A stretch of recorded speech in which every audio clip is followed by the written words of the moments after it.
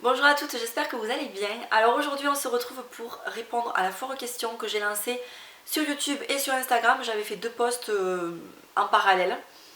J'avais pas prévu d'y répondre aussitôt à ces questions-là, mais en fait je me suis dit qu'aujourd'hui j'allais la prendre à la cool.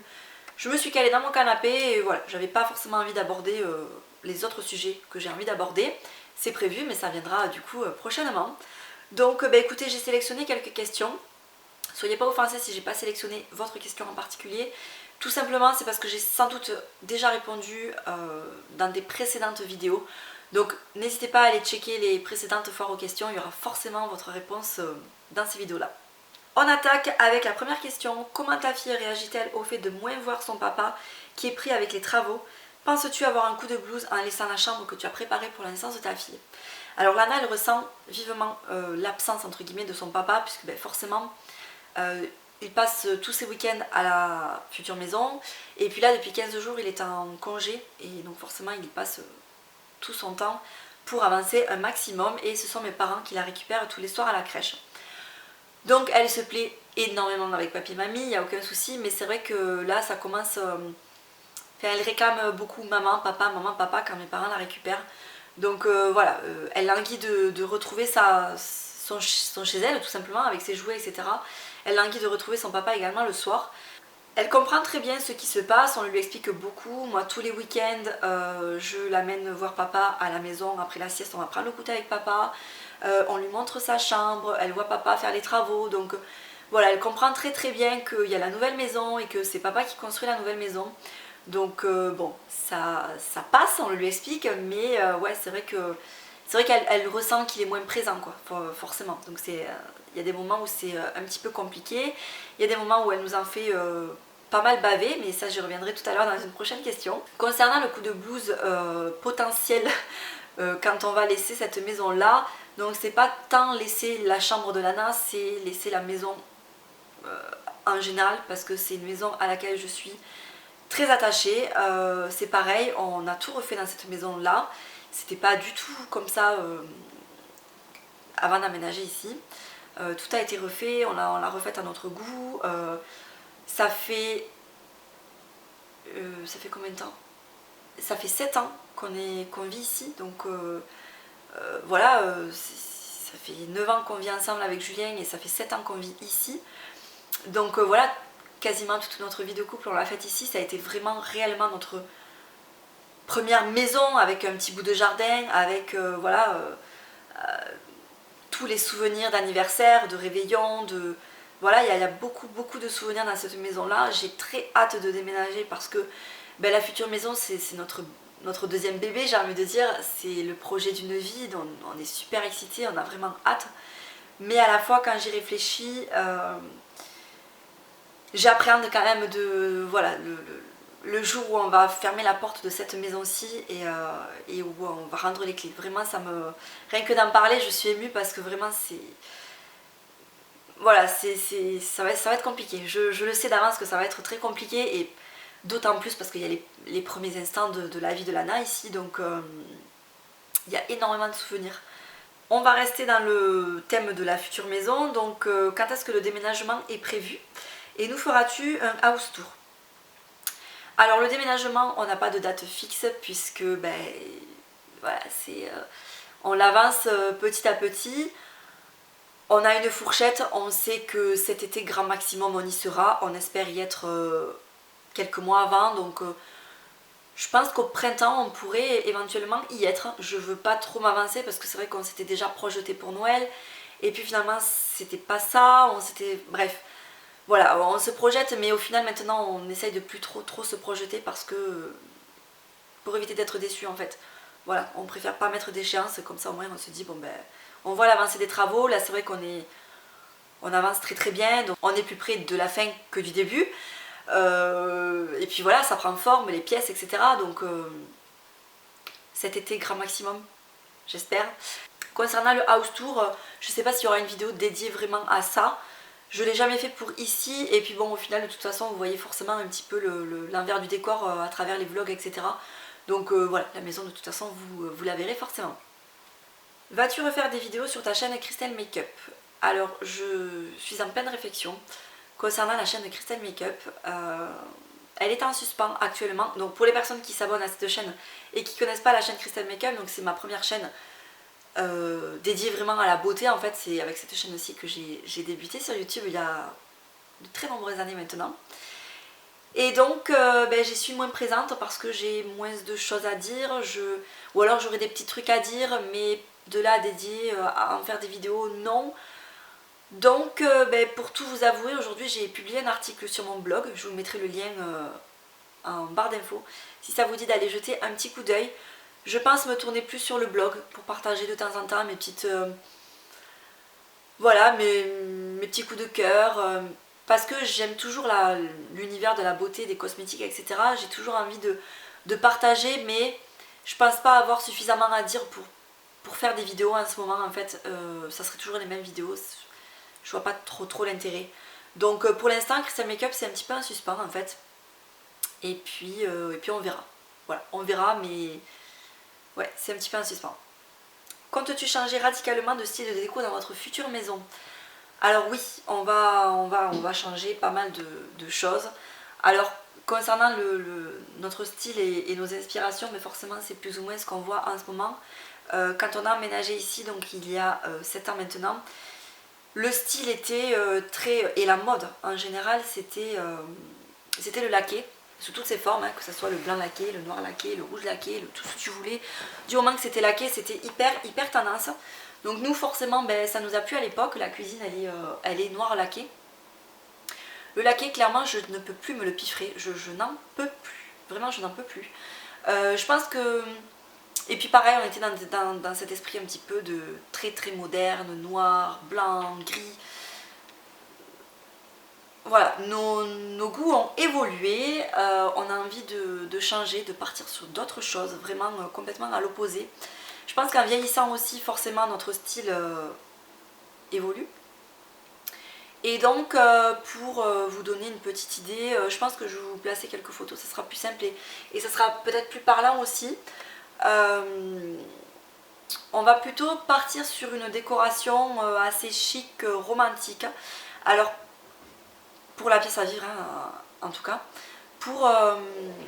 Concernant les meubles, à proprement parler, de toute façon, construire une maison, ça coûte cher. Les matériaux coûtent cher.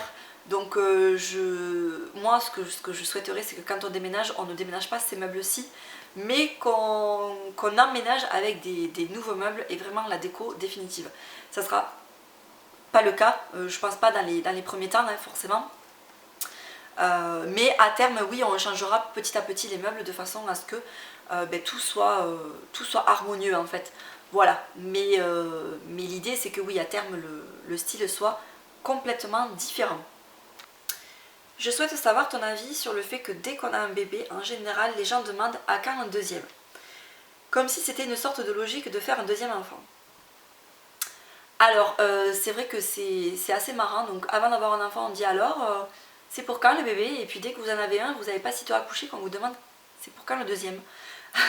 C'est systématique en fait. C'est vrai que ça peut être un peu pénible en fait. Comme si effectivement, le fait d'avoir un enfant engendrait forcément le fait d'en avoir un deuxième. Et puis bizarrement quand vous en avez deux on ne vous demande pas alors c'est pour quand le troisième. Comme si la logique et la généralité et la norme c'était d'en avoir deux. J'aimerais beaucoup avoir un deuxième enfant vraiment. J'aimerais beaucoup et je le souhaite.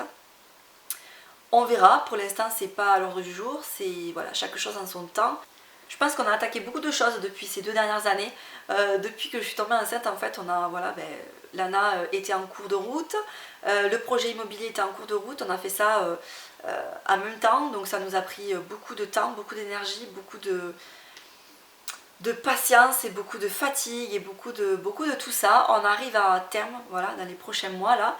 Je pense qu'on a un petit peu envie de souffler aussi avant de peut-être enchaîner sur un deuxième enfant. Moi je le souhaite en tout cas, après on verra ce qui va se passer dans les mois et dans les années à venir. Mais c'est vrai que ouais, c'est un petit peu lourd. C'est un petit peu lourd de devoir à chaque fois répondre oh mais pas de suite, nanana. Voilà. J'ai remarqué à quel point tu avais fondu. Qu'as-tu fait niveau alimentation et sport? Combien mesures-tu et ton poids? je ne vais pas répondre de suite à cette question-là parce que justement la réponse à cette question va faire l'objet d'une vidéo vraiment sur ce thème-là, du poids, du rapport à mon corps après la grossesse, etc. J'ai vraiment envie de vous en parler parce que il ne faut pas se fier aux apparences. Voilà, c'est tout ce que je peux vous dire. Donc je réponds pas là de suite, mais restez connectés. Coucou Christelle, j'aimerais savoir si tu laisses Lana à quelqu'un à part la crèche. Si oui, depuis quand? C'est trop compliqué pour moi de laisser mon bébé, même aux grands-mères. Alors oui, Lana, elle va régulièrement chez papy et mamie, donc comme je vous l'ai expliqué plus tôt, il la récupère de temps en temps à la crèche. Bon, en ce moment, depuis 15 jours, puisque mon chéri est en congé, et donc voilà, il est à la maison, il rentre plus tard que d'habitude. Donc mes parents la récupèrent à la crèche, mais voilà, ça arrive de temps en temps qu'ils aillent la récupérer à la crèche. Je te comprends dans le sens où moi, les premiers mois de Lana, je ne pouvais pas la laisser. J'avais du mal en fait, puisque c'est bête parce que voilà, ben forcément nos parents ont eu des enfants, ils savent très bien comment ça fonctionne et ils sauraient s'en occuper sans aucun problème, surtout les mamies. Mais c'est son enfant, on le connaît, on sait comment il réagit, dans quelles circonstances et dans quelles situations.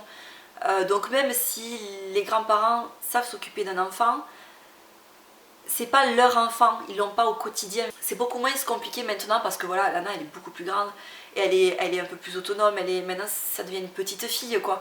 Donc à part lui changer la couche quand il y a besoin, elle sait se faire comprendre si elle a soif, si elle a faim, si elle a bobo, si voilà.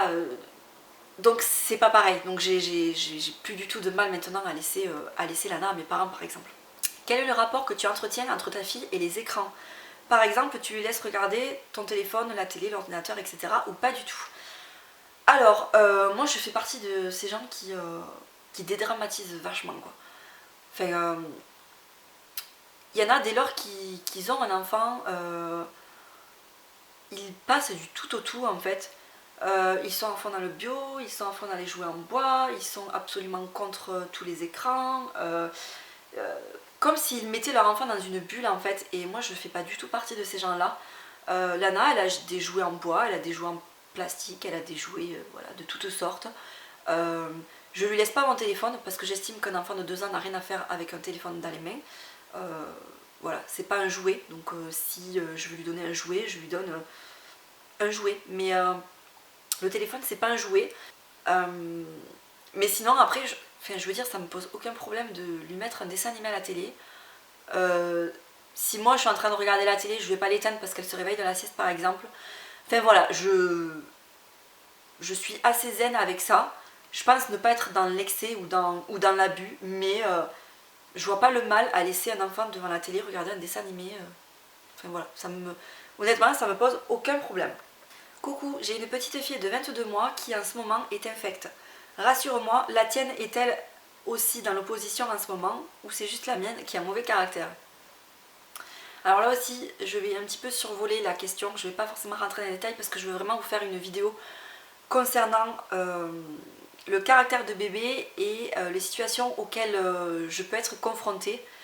Voilà, donc ça c'est une vidéo, elle est prévue dans ma liste, j'ai une catégorie là, j'ai un petit dossier sur mon téléphone où j'ai répertorié plusieurs vidéos, donc une concernant le corps après grossesse, une autre concernant le caractère de bébé. Et donc là quand même pour répondre à ta question, Lana a 22 mois aussi et Lana est infecte aussi. Voilà, c'est très compliqué, c'est très compliqué en ce moment, vraiment. Vraiment. Voilà, je rentrerai dans les détails plus tard, mais je compatis. Alors ensuite, j'ai pas mal de questions concernant mon métier, surtout depuis le dernier vlog en fait, où voilà, vous voyez un petit peu que j'ai des horaires saccadés. Et donc on me demande ce que c'est, donc je vais vraiment répondre comme ça au moins plus dans les détails, ça vous aidera peut-être. Donc comment s'appelle ton métier exactement? Je suis ATE, je suis agent technique des écoles.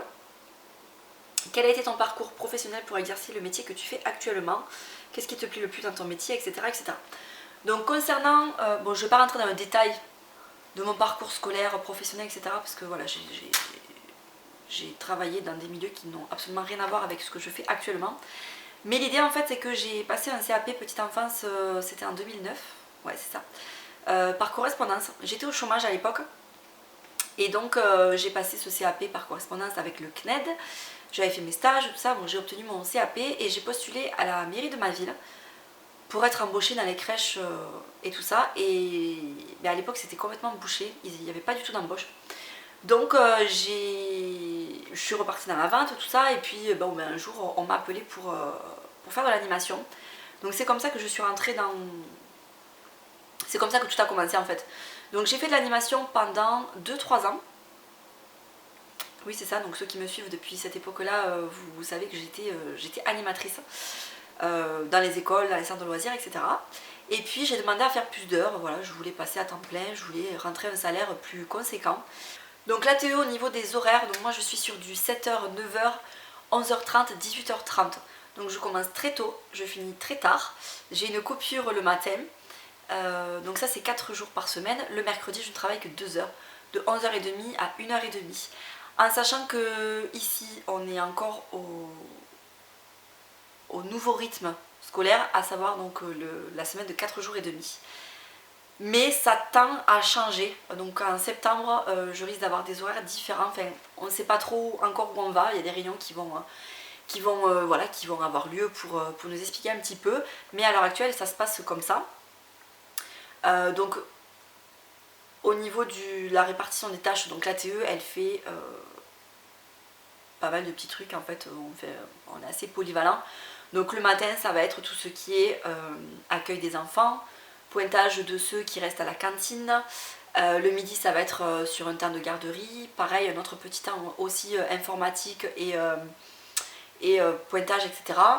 Ensuite on bascule sur la préparation de la récré fruitée, donc préparation des fruits, etc. Sortie des élèves, donc on check les élèves qui sortent, on pointe, etc. Ensuite c'est l'entretien des classes. Voilà, c'est un petit peu tout ça en fait au cours de la journée. Voilà, donc j'aime beaucoup ce poste là parce que l'ambiance est top, parce que les horaires c'est une adaptation, mais concrètement je trouve que ce sont de super horaires au final.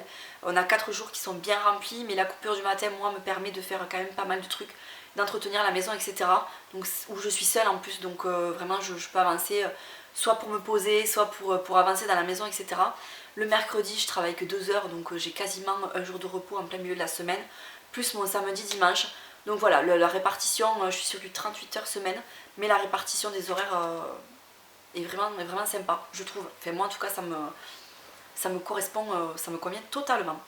En tant que make-up addict, ressens-tu moins le besoin d'acheter depuis que tu es maman? Comment gères-tu le budget maman-bébé? C'est un petit peu ce que j'explique en fait dans mon post sur le blog, dans lequel je dis que j'ai eu un petit déclic et que voilà, la surconsommation de tout, c'était devenu trop, tout simplement. Donc oui, maintenant quand j'ai envie d'acheter, j'ai envie d'acheter pour ma fille en fait et pas forcément pour moi. J'ai toujours envie de m'acheter plein de trucs pour moi, je vais sur des sites et j'ai vraiment envie quoi. Je pourrais dépenser mais je réfléchis, voilà, je réfléchis et je me dis non, on arrête les conneries. Mais ouais, parce que ça me plaît toujours autant, donc forcément il y a des trucs qui me font envie, il y a des nouveautés qui me font envie, mais je me dis vraiment est-ce que ça sert à quelque chose, et surtout en plus avec la maison où j'ai envie de garder mes sous pour des choses beaucoup plus importantes en fait. Voilà pour cette foire aux questions, j'espère que mes réponses vous ont plu, merci à vous d'avoir posé toutes ces questions en tout cas. Je vous fais de très gros bisous et ne vous éloignez pas trop parce que les prochaines vidéos arrivent très vite. Ciao.